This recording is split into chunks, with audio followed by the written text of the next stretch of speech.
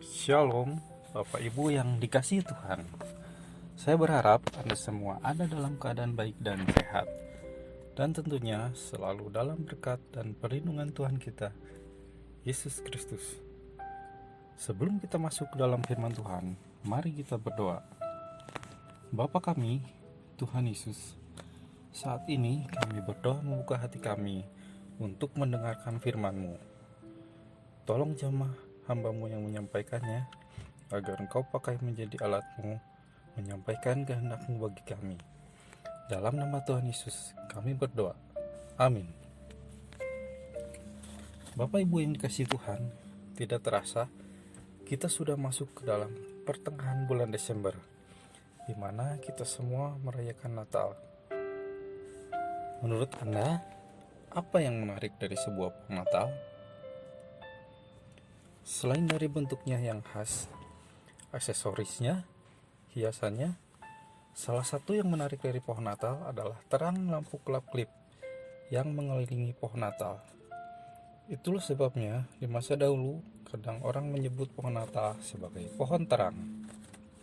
Ya, Natal tidaklah dapat dipisahkan dari terang. Dan sesungguhnya, Natal, hari kelahiran Tuhan kita, telah membuat terang itu dalam kehidupan kita. Bapak Ibu, terang sangatlah penting dalam kehidupan ini. Kita akan sangat kesulitan melakukan hal apapun bila tidak ada terang. Demikian juga dalam kehidupan rohani. Kita sangatlah memerlukan terang dari Tuhan. Tanpa terang, kita pasti akan binasa dalam kegelapan. Oleh karena itu, pada awal penciptaan, Tuhan menciptakan terang terlebih dahulu dibandingkan ciptaan yang lainnya. Kejadian 1 ayat 3. Berfirmanlah Allah, jadilah terang. Lalu terang itu jadi. Dan Tuhan sudah memberi terang itu agar hidup kita tidak lagi ada dalam kegelapan, dan kegelapan tidak lagi menguasai kita. Yohanes 1 ayat 5. Terang itu bercahaya di dalam kegelapan, dan kegelapan itu tidak menguasainya. Kalau saudara masih dikuasai oleh ketakutan, ingatlah, selama Tuhan ada di pihak kita, kita tidak usah takut, karena ada Tuhan yang menjadi terang dan keselamatan kita. Mazmur 27 ayat 1 dari Daud. Tuhan adalah terangku dan keselamatanku. Kepada siapakah aku harus takut? Tuhan adalah benteng hidupku. Terhadap siapakah aku harus gemetar? Bagaimana cara kita agar kita mendapatkan terang itu dan hidup dalam terang? Yang pertama adalah dengan mendengar dan merenungkan firman Tuhan. Mazmur 119 ayat 105. Firman-Mu itu pelita bagi kakiku dan terang bagi jalanku. Yang kedua, jadikan Yesus sebagai Tuhan, teladan dan tujuan hidupmu. Yohanes 8 ayat 12. Maka Yesus berkata pula kepada orang banyak, katanya, Akulah terang dunia. Barang siapa mengikut aku, ia tidak akan berjalan dalam kegelapan, melainkan ia akan mempunyai terang hidup. Yang ketiga, memelihara perbuatan kita dan selalu memuliakan Tuhan. Matius 5 ayat 16. Demikianlah hendaknya terangmu bercahaya di depan orang, supaya mereka melihat perbuatanmu yang baik dan memuliakan Bapamu yang di sorga. Yang keempat, tetap bertekun, teguh dalam Tuhan, dan selalu memperhatikan kehidupan dan perbuatan kita, agar kita tidak kehilangan terang itu. Ada kalanya saat hidup kita diberkati, dan semua ada dalam keadaan baik dan nyaman, seseorang menjadi lengah, tidak lagi waspada menjaga dirinya dari serangan dosa dan kuasa kegelapan. Lukas 11 ayat 35. Karena itu, perhatikanlah supaya terang yang ada padamu jangan menjadi kegelapan. Lalu, apakah ciri-ciri orang yang sudah hidup dalam terang Kristus?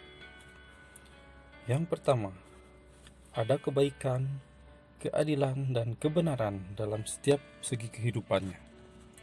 Efesus 5 ayat 9. Karena terang hanya berbuahkan kebaikan dan keadilan dan kebenaran. Yang kedua, ada sukacita dan tulus hati. Mazmur 97 ayat 11. Terang sudah terbit bagi orang benar dan sukacita bagi orang-orang yang tulus hati. Yang ketiga, tidak membenci orang lain. 1 Yohanes 2 ayat 9. Barang siapa berkata bahwa ia berada di dalam terang, tetapi ia membenci saudaranya, ia berada di dalam kegelapan sampai sekarang. Dan kita yang telah mendapatkan terang itu, apakah yang harus kita lakukan selanjutnya? Yesaya 42 ayat 6 dan 7. Aku ini, Tuhan, telah memanggil engkau untuk masuk penyelamatan.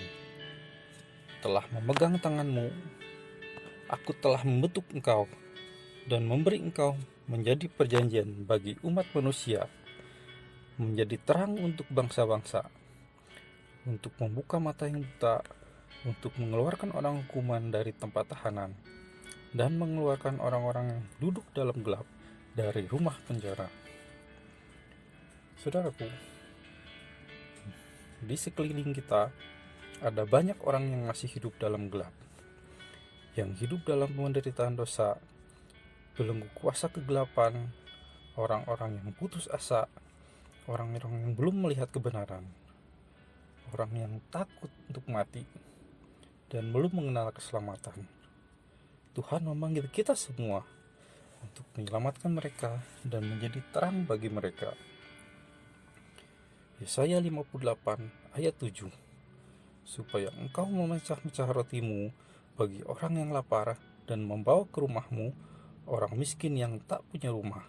Dan apabila engkau melihat orang telanjang, supaya engkau memberi dia pakaian dan tidak menyembunyikan diri terhadap saudaramu sendiri. Pada waktu itulah terangmu akan merekah seperti fajar, dan lukamu akan pulih dengan segera. Kebenaran menjadi barisan depanmu, dan kemuliaan Tuhan barisan belakangmu. Mungkin saat ini hidup Anda sedang meredup karena permasalahan-permasalahan yang menghadapi kehidupanmu, dan ada luka-luka dalam batinmu, dalam hatimu, dan kehidupan terasa sulit dan berat. Tetapi janganlah berhenti untuk tetap menjadi terang. Tuhan janjikan Tuhan akan memulihkanmu dan memuliakanmu. Yesaya 60 ayat 1. Bangkitlah, menjadi teranglah, sebab terangmu datang dan kemuliaan Tuhan terbit atasmu. Yesaya 2 ayat 5. Hai kaum keturunan Yakub, mari kita berjalan di dalam terang Tuhan. Mari kita berdoa. Tuhan Yesus, terima kasih atas firman-Mu hari ini. Tolong Tuhan, kami ingin selalu hidup dalam terang-Mu dan juga menjadi terang bagi sesama kami. Kami percaya untuk setiap permasalahan dan pergumulan hidup kami, Engkau akan menolong dan memberikan jalan keluar. Terima kasih Tuhan Yesus. Dalam nama Tuhan Yesus kami berdoa. Amin.